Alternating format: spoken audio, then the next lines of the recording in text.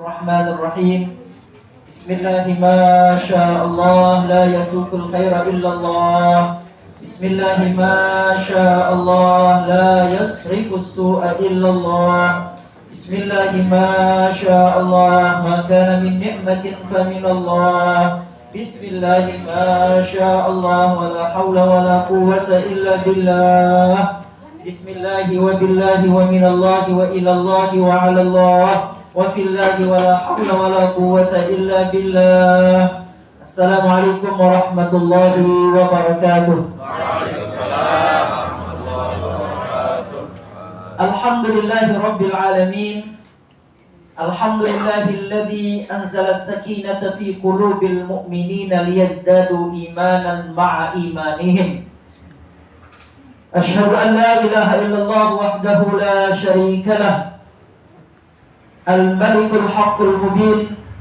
Wa asyhadu anna sayyidana Muhammadan abduhu wa rasuluhu as-sadiqul wa'dil amin. Allahumma salli ala sayyidina Muhammadin khairil mursalin wa ala alihi wa sahbihi wa man tabi'ahum bi ihsanin ila yaumiddin, amma ba'du. Radina billahi rabba wa bil islami dina wa bi Muhammadin nabiyya wa rasula. Rabbi zidna ilma warzuqna fahma, amin ya rabbal alamin. Nabi kabar pelunggus namian para jamaah. Alhamdulillah. Mudah-mudahan kita semua senantiasa dapat bersyukur kepada Allah Subhanahu wa taala atas limpahan nikmat dan karunia yang Allah taala anugerahkan kepada kita. Dan nanti Waalaikumsalam warahmatullahi wabarakatuh. Rasa syukur kita ini akan meringankan hisab kita nanti di hadapan Allah Subhanahu wa taala, karena tidak ada nikmat yang gratis. Nafas yang kita hirup, mata yang melihat, telinga yang memandang, akan ada hisabnya di hadapan Allah. Maka hadirnya kita di majelis ini, hadirnya kita dengan niat i'tikaf untuk menuntut ilmu, akan meringankan hisab kita nanti di hadapan Allah Subhanahu wa taala. Amin ya rabbal alamin. Salawat serta salam kita haturkan untuk baginda Nabi besar Muhammad sallallahu alaihi wasallam. Mudah-mudahan kita semua dapat bersalawat, menghidupkan salawat, karena salawat ini adalah amal yang sangat agung. Tidak ada satu orang kekasih Allah pun, bahkan para nabi, para rasul, kecuali mereka bersalawat. Bahkan Nabi Adam alaihissalam ketika ia bertaubat kepada Allah, ia memohon berkali-kali, bahkan ribuan kali agar taubatnya diterima. Allah belum jua menerima taubat Nabi Adam sampai Nabi Adam alaihissalam bersalawat untuk baginda Nabi besar Muhammad sallallahu alaihi wasallam. Bahkan ketika Nabi Adam sendirian di dalam surga, lalu Allah ciptakan Sayyidah Hawa. Lalu Nabi Adam ingin menyentuh Sayyidah Hawa di dalam surga. Maka Allah Subhanahu wa taala peringatkan Nabi Adam kalau ia belum boleh menyentuh Sayyidah Hawa sampai kemudian Sayyidah Hawa dihalalkan oleh Nabi Adam alaihissalam. Maka kemudian Allah Subhanahu wa taala menikahkan Nabi Adam dengan Sayyidah Hawa di dalam surga. Lalu kemudian Allah Subhanahu wa taala mewajibkan Nabi Adam untuk membayarkan mahar untuk Sayyidah Hawa. Maka pada saat itulah Nabi Adam diminta oleh Allah taala untuk membayarkan mahar. Dan mahar dari pernikahan Nabi Adam dengan Sayyidah Hawa adalah salawat. Lalu kemudian Nabi Adam akan membayarkan maharnya berupa salawat ke atas baginda Nabi sallallahu alaihi wasallam. Maka datanglah malaikat Jibril mengajarkan Nabi Adam ucapan salawat, yang salawat itu nanti akan menjadi maharnya untuk dapat menikahi Sayyidah Hawa. Maka salawat itulah yang kita kenal sampai sekarang dengan salawat Jibril, karena malaikat Jibril lah yang mengajarkan ucapan salawat itu kepada Nabi Adam alaihissalam. Apa bunyi salawatnya Nabi Adam ketika menikahi Sayyidah Hawa yang diajarkan malaikat Jibril? Sallallahu ala Muhammad sallallahu alaihi wasallam. Sallallahu ala Muhammad sallallahu alaihi wasallam. Salawat itulah yang diajarkan diajarkan malaikat Jibril kepada Nabi Adam, lalu Nabi Adam mengucapkannya sebagai mahar pernikahannya dengan Sayyidah Hawa. Maka barulah kemudian ia halal menyentuh Sayyidah Hawa. Bahkan ada satu riwayat disebutkan, ya, di mana kemudian ada seseorang yang mana orang itu diadukan kepada baginda Nabi Sallallahu Alaihi Wasallam. Ini diadukan nih kepada baginda Nabi. Yang mengadu kepada baginda Nabi ini adalah orang Yahudi. Orang Yahudi ini merasa kehilangan barangnya, dan barang yang hilang itu dituduhkan kepada orang Muslim. Ya, jadi orang Yahudi nuduh orang Muslim. Maka berangkatlah ia datang kepada baginda Nabi, lalu kemudian orang Yahudi itu menghadirkan saksi-saksi. Jadi kemudian orang Yahudi itu mengatakan kepada baginda Nabi, "Wahai Rasulullah, ini orang ini mencuri barang saya. Saya punya saksi-saksinya." Padahal saksi-saksi ini adalah saksi palsu. Dan saksi-saksi ini berani bersumpah bahwa orang Islam itulah yang mencuri barang milik orang Yahudi tadi. Maka kemudian baginda Nabi Sallallahu Alaihi Wasallam bertanya balik kepada orang Muslim tadi, "Betulkah kamu mencuri?" "Tidak betul, wahai Rasulullah, aku tidak mencuri barang orang Yahudi ini. Ini adalah tuduhan yang keji." Maka kemudian baginda Nabi bertanya, "Kamu bisa mendatangkan bukti kalau ternyata kamu tidak mencuri? Kamu berani bersumpah kalau kamu tidak mencuri?" Orang itu mengatakan, "Saya berani bersumpah, cuma saya tak punya saksi ya Rasulullah." Maka dalam persidangan itu baginda Nabi memenangkan orang Yahudi yang menuduh tadi karena dia mampu mendatangkan saksi. Sampai akhirnya akan diputuskanlah orang itu untuk dipotong tangannya karena dia mencuri sesuai dengan standar minimal. Dia sudah melebihi dari standar minimal untuk potong tangan. Lebih dari standar dia mencuri, maka dia bersiap untuk dipotong tangannya keesokan harinya.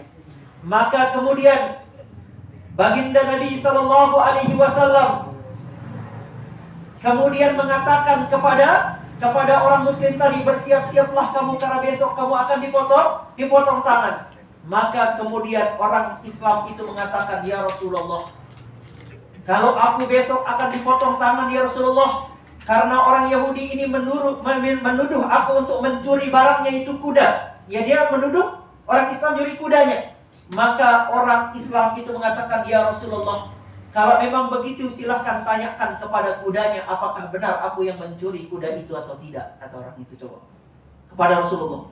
Maka kemudian Rasulullah Shallallahu Alaihi Wasallam bertanya kepada kuda, kuda, siapa yang mencuri kamu? Benarkah orang Islam yang mencuri kamu?" Kuda itu menjawab, "Tidak ya Rasulullah, saya tidak pernah dicuri oleh orang Islam itu," katanya di depan orang Yahudi. Maka kemudian Rasulullah Sallallahu Alaihi Wasallam menunjukkan mukjizatnya di hadapan orang-orang Yahudi tadi.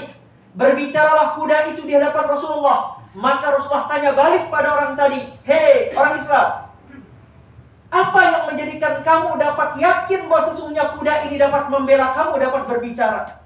Dan tadi ketika aku tanya kuda itu, ternyata kuda itu bisa bicara. Apa yang menjadikan kamu begitu yakin kalau kuda ini akan membela kamu, bahwa bukan kamulah pencuri yang mencuri kuda tersebut?" Apa jawaban orang tadi? "Ya Rasulullah, tidak pernah aku tidur di malam hari kecuali aku tertidur dalam keadaan membaca 10 kali salawat untuk engkau ya Rasulullah," kata orang tadi. Maka dengan barokah salawat 10 kali saja sebelum dia tidur, maka orang Islam tadi diselamatkan oleh Allah Ta'ala dari potong tangan dunia. Apa kata Rasulullah kepada pemuda tadi? "Hei pemuda Islam, kalau salawatmu yang 10 kali itu dapat menyelamatkan engkau dari potong tangan dunia, maka besok kamu akan selamat dari siksaan yang ada di alam akhirat dengan salawat yang kau istiqomahkan tadi." Maka istiqomahkan salawat untuk baginda Nabi besar Muhammad sallallahu alaihi wasallam minimal 10 kali. Yang penting istiqomah. Ini kadang-kadang salawatnya banyak tapi setahun sekali. Nah, jangan seperti itu, yang penting istiqomah. Maka mudah-mudahan kita dapat istiqomah mengamalkan salawat. Allahumma shalli wa sallim wa barik alaihi wa ala alihi. Para jemaah yang dimuliakan Allah Subhanahu wa taala, pada kajian kita di malam Ahad yang lalu kita membahas tentang amal-amalnya para nabi-nabi Allah yang mereka lakukan di bulan Muharram. Di antaranya kemarin kita sudah membahas kisahnya Nabi Adam dan amalannya Nabi Adam. Kita juga membahas kemarin itu kisah Nabi Nuh dan amalannya Nabi Nuh. Kita juga kemarin sudah membahas kisah Nabi Ibrahim dan amalan Nabi Ibrahim. Kita juga membahas kisah Nabi Musa alaihissalam dan amalan Nabi Musa. Kita juga membahas Nabi Yunus dan amalan Nabi Yunus pada bulan Muharram. Maka pada kesempatan ini kita akan membahas satu doa dahsyat yang juga diamalkan dan dibaca oleh Nabi Yusuf alaihissalam pada bulan Muharram. Namun sebelum kita membahas doa yang dibaca oleh Nabi Yusuf alaihissalam pada bulan Muharram, ada satu riwayat menyebutkan tentang seorang wanita di zaman Bani Israel. Jadi wanita di zaman Bani Israel itu,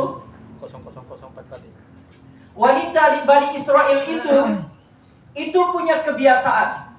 Apa kebiasaannya? Kalau datang bulan haram, di antaranya bulan Rajab, yang ia lakukan adalah ia membaca Qul huwallahu ahad sebanyak 1000 kali.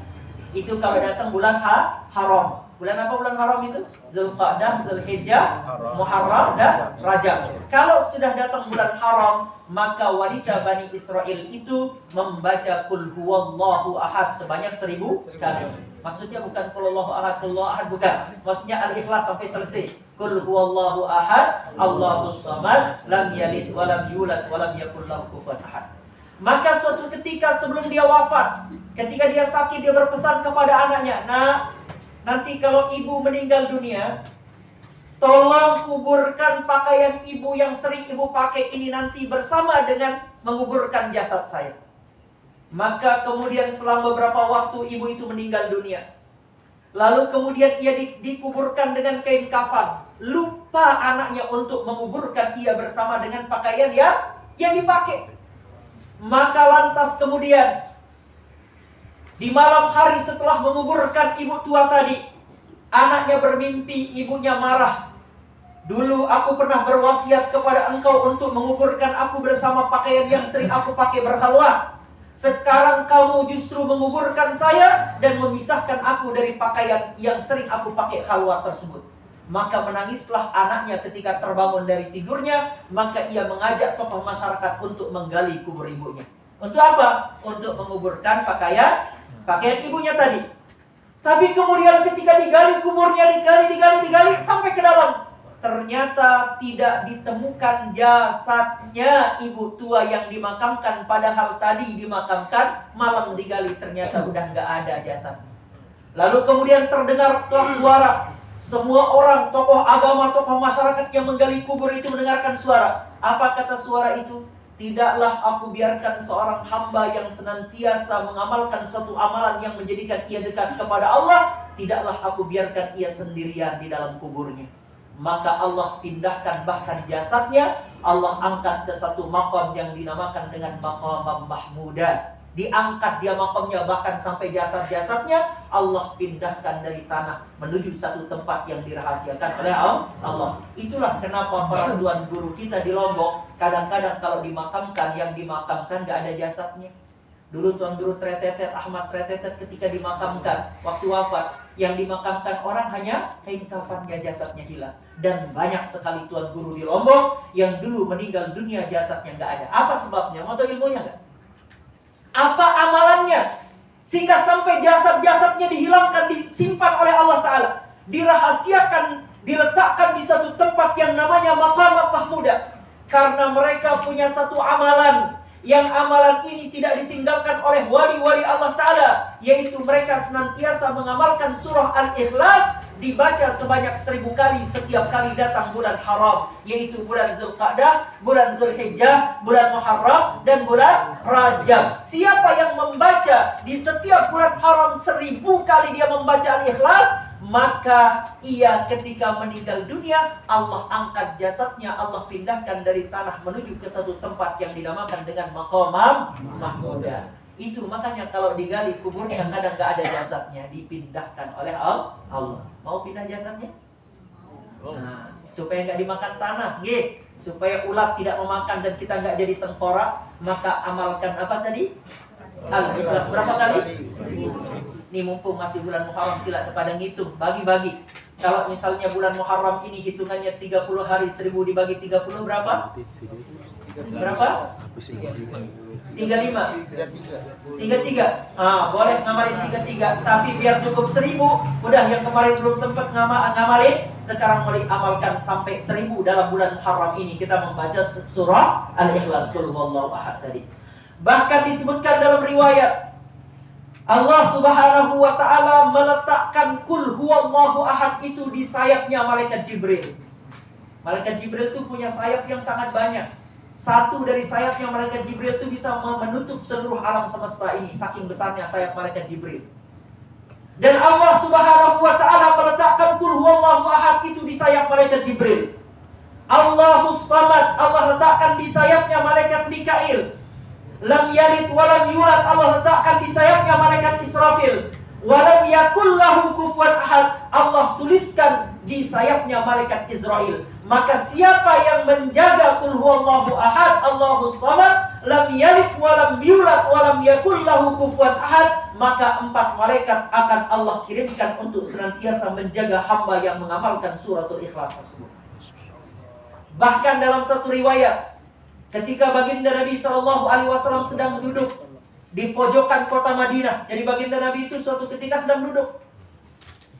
Tiba-tiba lewatlah orang kampung itu sedang membawa jenazah. Maka kemudian baginda Nabi SAW terbangun. Ketika baginda Nabi terbangun, maka kemudian baginda Nabi bertanya, ini ada apa orang banyak? Siapa yang meninggal? Kata Rasulullah, ini sahabat kita, salah seorang sahabat kita meninggal. Apa pertanyaan Rasulullah yang pertama?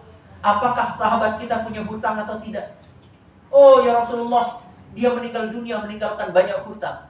Wah kalau begitu, kata Rasulullah, kalau begitu saya tidak akan menyolatkan, kalian sudah yang solatkan dia. Saya tidak akan menyolatkan orang yang banyak hutang di dunia.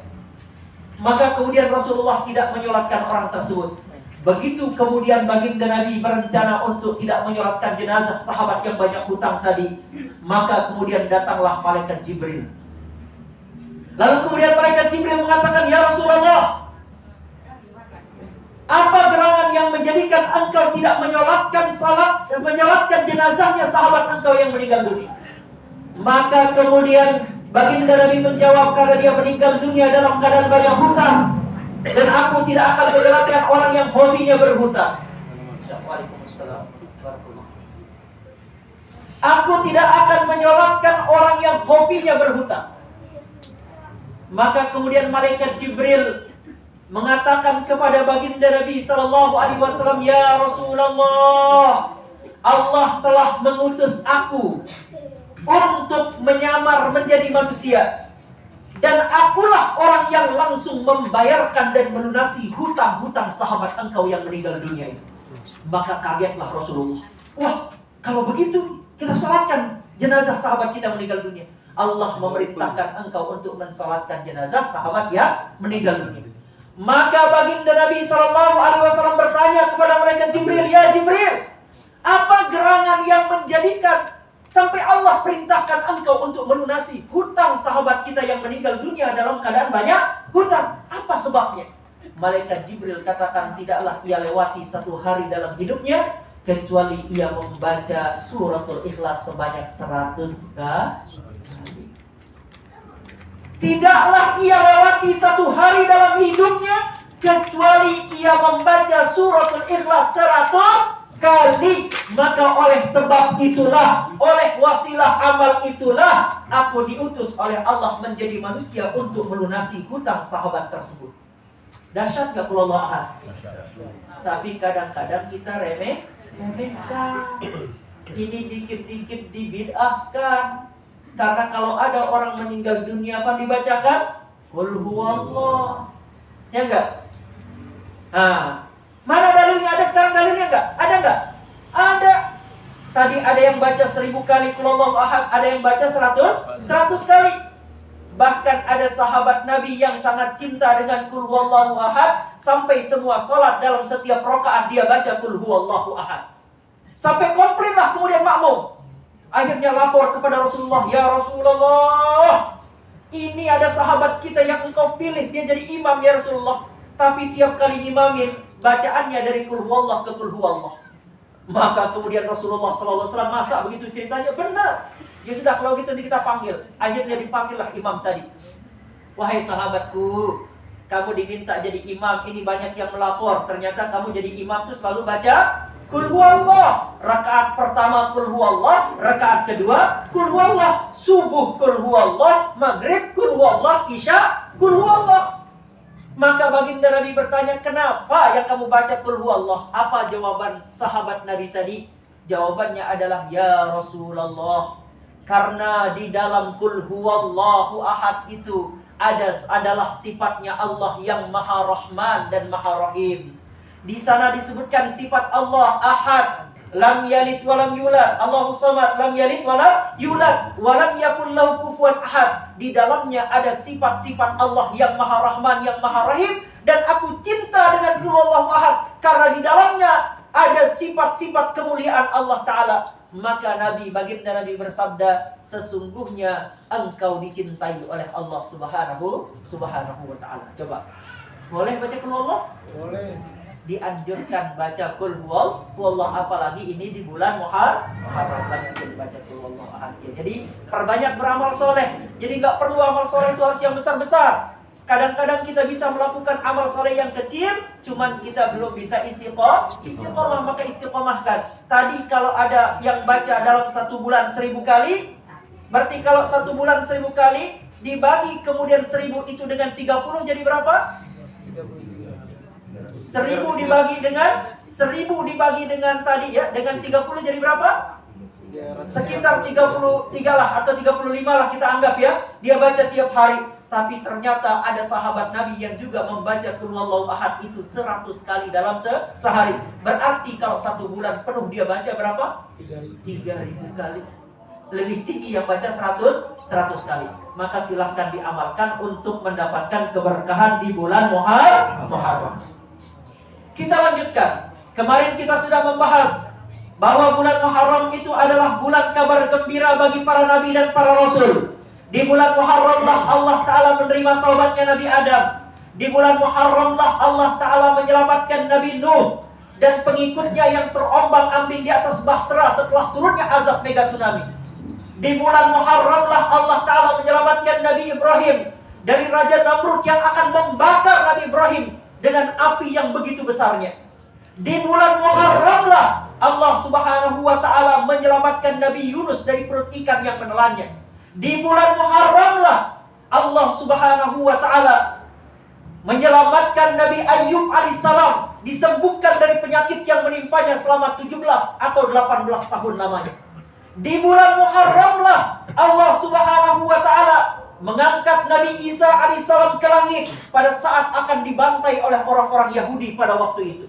Di bulan Muharram lah Allah Subhanahu wa Ta'ala mengembalikan penglihatan Nabi Yakub yang buta ketika dia kehilangan Nabi Yusuf alaihissalam. Allah kembalikan penglihatannya pada bulan Muharram. Di bulan Muharram lah Allah Subhanahu wa Ta'ala mengeluarkan Nabi Yusuf dari penjara dan dia diangkat menjadi bendaharawan negara Mesir itu pada bulan Muharram. Dan di bulan Muharram lah baginda Nabi SAW hijrah dari kota Mekah ke kota Madinah. Maka bulan Muharram adalah bulan kabar gembira bagi mereka yang beramal soleh.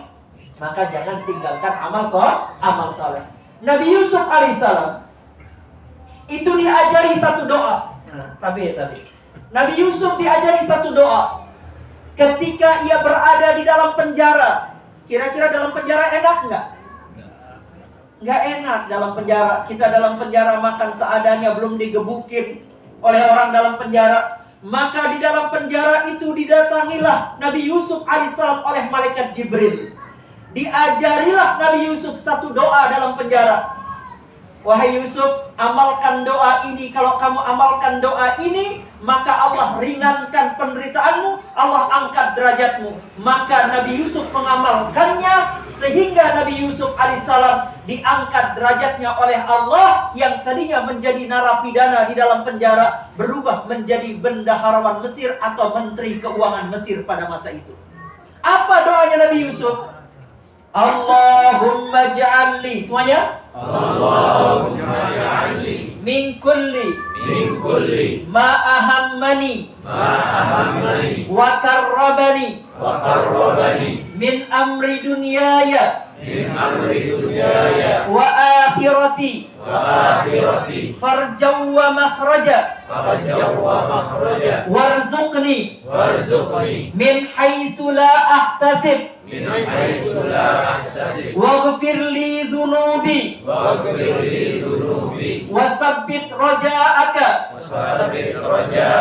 fi qalbi waqta'hu mimman siwak hatta la arju ahadan ghairak. Perhatikan artinya nih King. Allahumma ja'alli, ya Allah jadikanlah bagiku, min kulli ma ahammani wa karrabani, dari segenap perkara yang menyusahkanku dan menyulitkanku, min amri dunyaya wa akhirati, dari urusan dunia maupun urusan akhiratku, farjaw wa makhraja, berilah aku jalan keluar dan solusi dari masalah yang menimpaku, warzuqni min haitsu la ahtasib, dan berikanlah aku rizki yang tak disangka-sangka, waghfir li dhunubi, dan ampunilah dosa-dosaku, wasabbit raja'aka fi qalbi, dan tetapkanlah pengharapan kepadamu di dalam hatiku, waqta'hu mimman siwa, putuskanlah harapanku daripada selain Engkau ya Allah, hatta la arju ahadan ghairak, sampai tidak ada yang aku harapkan selain Engkau ya Allah. Ini doanya Nabi Yusuf alaihissalam. Jadi doa Nabi Yusuf yang pertama, ya Allah jadikanlah dari segenap perkara yang menyulitkanku dan menyusahkanku, berikan aku jalan keluar urusan dunia dan akhirat. Jadi jalan keluar yang pertama. Kemudian yang kedua, Nabi Yusuf berdoa, warzuqni min haitsu la ahtasib, berilah aku rizki dari arah yang tak disangka-sangka. Yang ketiga, waghfirli dzunubi, ampuni dosa-dosaku. Yang keempat, wasabbit raja'aka fi qalbi, tetapkanlah pengharapanku kepada Allah, tidak putus asa kepada Allah. Waqta'hu mimman siwa, kosongkan hatiku dari berharap kepada selainmu, hatta la arju ahadan ghairak, sampai tidak ada yang aku harapkan selain daripada Engkau. Apa artinya yang keempat? Tadi yang pertama, jalan keluar. Yang kedua, rizki yang tak disangka. Tiga, ampuni dosa. Yang keempat, optimis kepada Allah. Yang kelima, putus harapan kepada makhluk, yang hanya diharapkan adalah Allah. Apa artinya? Tawakal kepada Allah. Nah, ini doanya Nabi Yusuf. Apa yang terjadi setelah Nabi Yusuf mengamalkan doa ini? Keluarlah Nabi Yusuf dari penjara pada bulan Muharram. Lalu Nabi Yusuf diangkat sebagai Menteri Keuangan Mesir pada waktu itu. Lalu kemudian Nabi Yusuf alaihissalam bertemu dengan keluarga-keluarganya. Bahkan Nabi Yusuf tidak hanya punya satu istri, tapi Nabi Yusuf punya beberapa istri. Di antara istri Nabi Yusuf alaihissalam, selain istri yang dinikahi pada saat usianya muda, akhirnya Zulaiha yang tadi menggoda Nabi Yusuf alaihissalam pun dirubah oleh Allah dari tua menjadi muda, akhirnya pun menjadi istrinya Nabi Yusuf alaihissalam. Itulah karamah, mukjizat, keutamaan yang didapatkan Nabi Yusuf alaihissalam setelah diijazahkan zikir ini oleh malaikat Jibril. Maka amalkan ini mumpung kita berada di bulan Muharram. Diamalkan, siap diamalkan? Yang tanya, Nabi doanya Nabi Adam di bulan Muharram. Rabbana zalamna anfusana wa illam taghfir lana wa tarhamna lanakunanna minal khasirin. Nabi doanya Nabi Nuh, Rabbighfirli wa liwalidayya wa liman dakhala baitiya mu'mina wa lil mu'minina wal mu'minat wa la tazidil zalimina illa tabara. Nabi doanya Nabi Ibrahim alaihissalam, Rabbi ja'alni muqimas salati wa min dzurriyyati Rabbana wa taqabbal du'a. Nabi doanya Nabi Ayub, Rabbi anni massaniyad durru wa anta arhamur rahimin. Nabi doanya Nabi Yunus, La ilaha illa anta subhanaka inni kuntu minadh dhalimin. Nabi doanya Nabi Yusuf alaihissalam, Allahumma ja'alni min kulli ma ahammani wa karrabani min amri dunyaya wa akhirati farjaw wa makhraja warzuqni min haitsu la ahtasib waghfir li dhunubi wasabbit raja'aka fi qalbi waqta'hu mimman siwa hatta la arju ahadan ghaira.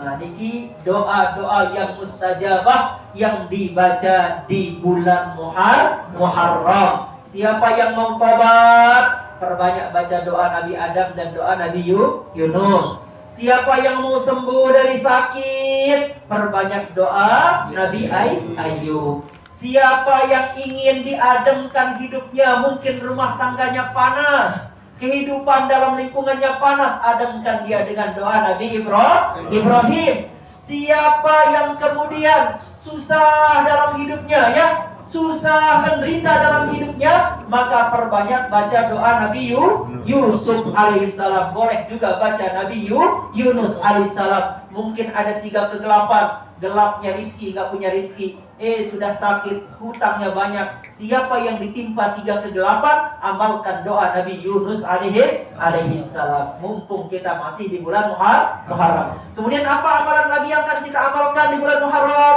Jangan lupa nanti di tanggal 9 puasa, di tanggal 10 puasa, di tanggal 11 puasa. Kalau nggak mampu 9, 10, 11 berpuasa, boleh puasa 2 hari, 9 dan 10, atau boleh 10, 11. Tapi kalau tidak mampu 2 hari, boleh berpuasa sehari saja pada tanggal berapa? 10. Pada tanggal 10 Muharram yang dinamakan dengan hari Asyura. Karena baginda Nabi ditanya, Su'ilan Nabi sallallahu alaihi wasallam an shaumi yaumi Asyura. Baginda Nabi pernah ditanya tentang fadilah puasa pada 10 Muharram. Maka baginda Nabi menjawab, yukaffirus sanatal madiyah. Puasa hari Asyura dapat menjadi wasilah diampuninya dosa orang yang berpuasa itu setahun yang lalu. Maka jangan tinggalkan puasa nanti di tanggal 10 Muharram. Nggih, wallahu alam bisawab. Ngiring kalau ada pertanyaan kita diskusikan bersama-sama. Kalau ada masukan silahkan. Nggih. Demikian, assalamualaikum warahmatullahi wabarakatuh. Giring, sila mungkin ada yang mau ditanyakan, mumpung masih bulan Muharram. Kalau sudah bulan Safar lain pembahasan kita, ya. Bulan Muharram niki bulan kabar gembira. Tapi kalau bulan Safar itu adalah bulan deritanya para nabi dan para rasul. Nah, maka jangan ada yang menikah nanti di bulan Safar. Ini bulan Muharram, bulan kabar gembira. Ngiring sila. Bismillahirrahmanirrahim. Assalamualaikum warahmatullahi wabarakatuh. Waalaikumsalam warahmatullahi wabarakatuh. Tadi di awal sudah diceritakan kisah seorang Bani Israel, ibu seorang Bani Israel yang meninggal dunia, yang suka mengamalkan Allah berikhlas, sehingga ketika dia meninggal kemudian telah berpesan dahulu kepada anaknya, tapi tidak dilaksanakan. Yang anaknya bermimpi dimarahi oleh ibunya karena tidak menyertakan pakaian yang dia pakai mengamalkan Allah itu. Akhirnya disuruh oleh anak tersebut minta bantuan para tokoh atau masyarakat untuk menggali kuburnya, dan ternyata jasanya tidak ada. Itulah karomah, kelebihan atau fadilah mengamalkan tokoh itu. Ini saya teringat pernah dulu dikisahkan dulu oleh seorang kiai, tapi saya lupa, anda terlalu sudah terlalu lama. Ingat-ingat sedikit saja bahwa ada dulu seorang yang meninggal dunia, seorang bapaknya meninggal dunia, kemudian anaknya bermimpi melihat bapaknya berubah menjadi hitam, kan? Terus setelah dia bermimpi begitu, dia sedih. Kemudian apa namanya? Intinya dia bapaknya berubah menjadi baik kembali, ternyata karena amalannya berselawat gitu. Ini tolong dilengkapi, minta tolong dilengkapi ya. Masya Allah. Okay. Terima kasih. Assalamualaikum warahmatullahi wabarakatuh. Waalaikumsalam warahmatullahi wabarakatuh. Okay. Jadi ini terkait dengan satu kisah tentang seorang pemuda, ya, seorang pemuda yang menemani ayahnya berangkat haji. Dalam perjalanan kemudian tiba-tiba ayahnya meninggal dunia. Begitu meninggal dunia di tengah padang pasir, tiba-tiba seluruh tubuh ayahnya berubah jadi hitam.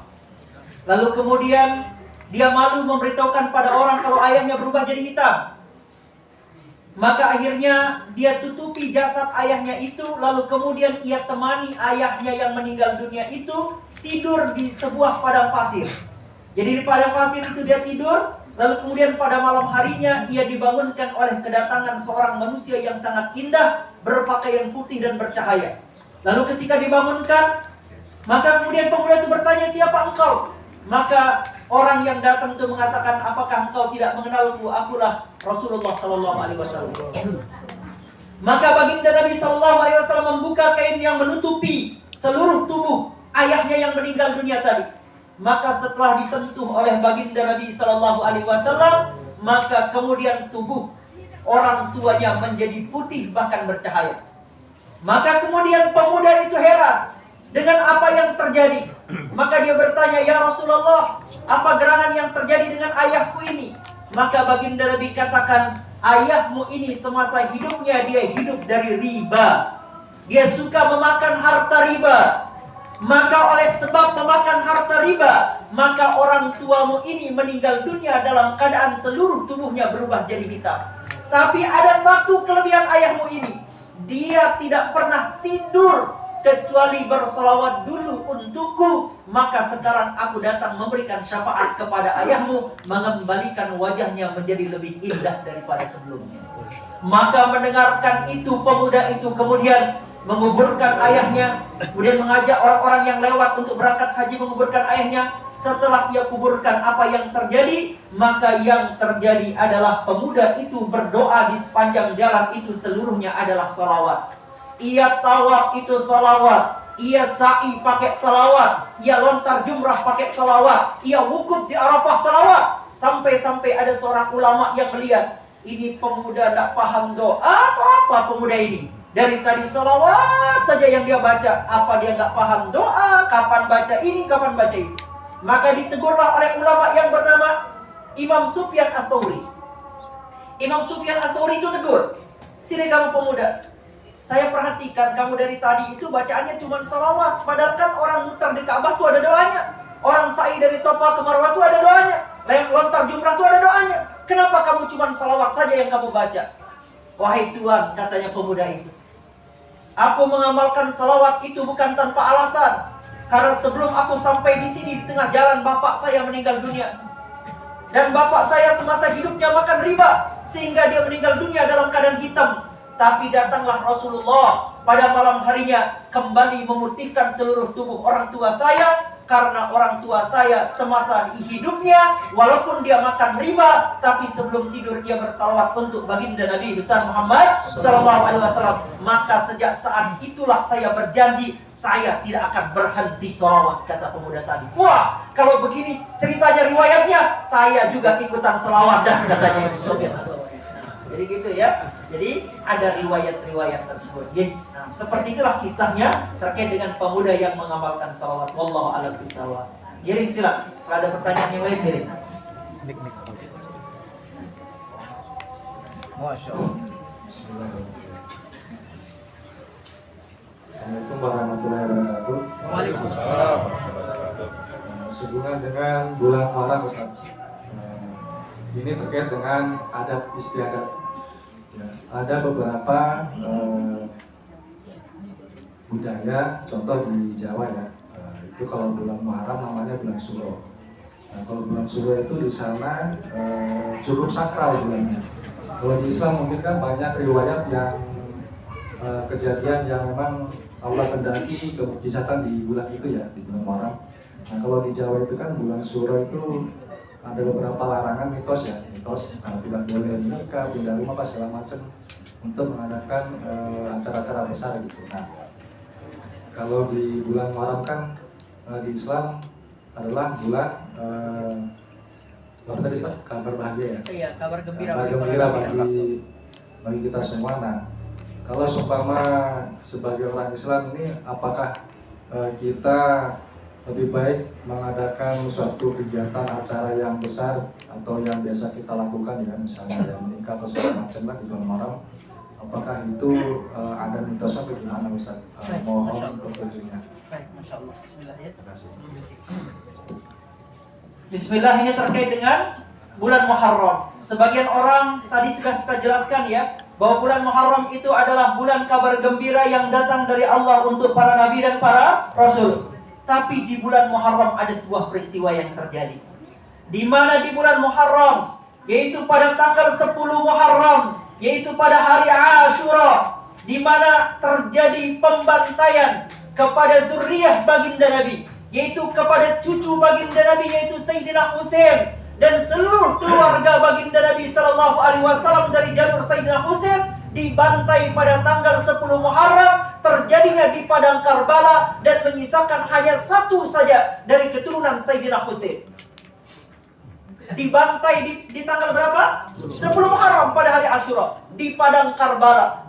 Dibantai pada saat itu semua yang mengikutinya, baik wanita, anak kecil, orang tua, semuanya dibantai. Bahkan kepala Sayyidina Husain dipenggal oleh orang yang membantai keluarga baginda Nabi besar Muhammad Sallallahu Alaihi Wasallam. Lalu kemudian kepala itu diarak, kepala itu kemudian dipertontonkan oleh orang yang membantai zuriyah baginda Nabi besar Muhammad Sallallahu Alaihi Wasallam.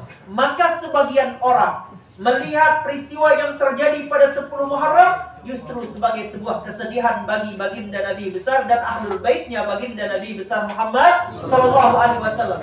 Tapi ada ulama yang mengatakan bahwa apa yang menimpa Sayyidina Husain di tanggal 10 Muharram pada hari Ashura di padang Karbala adalah pengangkatan derajat Sayyidina Husain di sisi Allah, karena dengan itulah Sayyidina Husain menjadi syahid di hadapan Allah Subhanahu wa taala.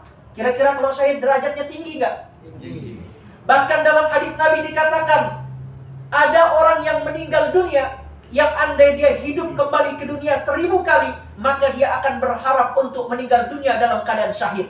Maka orang yang mati syahid tidak akan pernah puas hidupnya. Andai dihidupkan lagi, dia akan ingin hidup untuk mati syahid lagi, hidup mati syahid lagi, hidup mati syahid lagi. Saking bahagia dan saking tinggi derajatnya orang yang mati syahid di jalan Allah Subhanahu wa taala. Maka peristiwa yang menimpa Sayyidina Husain bukanlah sebuah kesedihan kalau dipandang dengan perspektif akhirat, tapi kalau dipandang dalam perspektif dunia, maka itu adalah kesedihan keluarga baginda Nabi besar Muhammad Sallallahu Alaihi Wasallam. Oleh karena itu kadang-kadang tradisi di Indonesia, di mana di bulan Muharram orang tidak menikah, orang tidak berpesta-pesta, orang tidak bersolek di bulan Muharram karena ikut bersedih atau berbela sungkawa atas peristiwa yang menimpa Sayyidina Husain dan keluarga baginda Nabi besar Muhammad Sallallahu Alaihi Wasallam. Boleh kalau misalnya ada yang kemudian berbela sungkawa, tidak mengadakan kegiatan-kegiatan besar pada bulan Muharram karena beranggapan itu adalah hari sedihnya keluarga Nabi, silahkan sebagai bela sungkawa. Tapi kalaupun ada yang mungkin berbahagia, berdoa, kemudian melangsungkan pernikahan, itu juga boleh, karena bulan Muharram adalah bulan kabar gembira bagi para nabi dan para rasulnya Allah Subhanahu wa taala. Wallahu a'lam bishawab. Silakan mungkin satu lagi terkait bulan Muharram, karena pengajian kita malam Ahad depan sudah lewat 10 Muharram. Mumpung kita sebentar lagi akan sampai di hari Ashura ya. Hari Ashura itu adalah hari di mana Allah Ta'ala menyelamatkan Nabi Musa juga. Jadi Nabi Musa ketika dikejar oleh Fir'aun, Itu ketika dikejar Fir'aun dan bala tentaranya, Nabi Musa dan kaumnya diperintah oleh Allah Ta'ala untuk memukulkan tongkat kepada lautan, lalu lautan terbelah. Itu terjadi pada tanggal berapa? 10 Muharram. Nabi Adam diterima taubat 10 Muharram. Nabi Nuh selamat, kemudian nyandar kapalnya di Bukit Judi itu 10 Muharram. Nabi Yusuf keluar penjara 10 Muharram. Nabi Yunus keluar dari perut ikan 10 Muharram. Nabi Ibrahim tidak terbakar oleh api Raja Namrud 10 Muharram. Nah, jadi semua terjadi pada tanggal 10 Muharram. Maka perbanyak beramal soleh, tingkatkan sedekah, tingkatkan zikir, tingkatkan amalan selama kita berada di bulan Muharram. Insya Allah kita berharap kepada Allah Ta'ala, mudah-mudahan keberkahan dari bulan Muharram ini kita dapatkan, dan mudah-mudahan sirnya, rahasianya, fadilahnya, karamahnya diberikan oleh Allah Ta'ala kepada kita, dijaga zahir batin kita oleh Allah Ta'ala, dimanapun kita berada, di darat, laut, dan di udara, dari segala macam keburukan zahir dan batin, keburukan yang tampak atau yang tersembunyi, keburukan yang datang dari luar maupun dari dalam diri kita. Allah jaga kita, Allah jaga zahir batin kita, Allah jaga qalbu kita, Allah jaga ruhani kita, Allah berkahi kita dengan kebaikan, Allah limpah ruahkan keberkahan kepada kita di mana saja kita berada, bi barakati wa karamatil Fatihah. Ar-Rahmanir-Rahim, Maliki yaumiddin. Iyyaka na'budu wa iyyaka nasta'in, ihdinas siratal mustaqim, siratal ladzina an'amta 'alaihim ghairil maghdubi 'alaihim waladdallin. Amin. Kita tutup dengan sama-sama beristighfar, mohon ampun kepada Allah Ta'ala untuk diri kita, untuk kedua orang tua kita, untuk keluarga kita, untuk guru-guru kita, untuk kaum muslimin muslimat yang masih hidup maupun yang sudah meninggal dunia. Mudah-mudahan Allah Subhanahu wa Ta'ala berikan keberkahan kepada kita yang masih hidup, yang sudah meninggal dunia dilapangkan alam kuburnya oleh Allah, diangkat siksaannya di dalam kubur, dijadikan kubur mereka sebagai taman dari taman surga. Amin ya rabbal alamin. Astaghfirullah Rabbal baraya, astaghfirullah minal khataya, astaghfirullah Rabbal baraya, astaghfirullah minal khataya, astaghfirullah Rabbal baraya, astaghfirullah minal khataya. Aqulu qawli hadza, hadanallahu wa iyyakum ajma'in ila sabilil muhtadin. Assalamualaikum warahmatullahi wabarakatuh.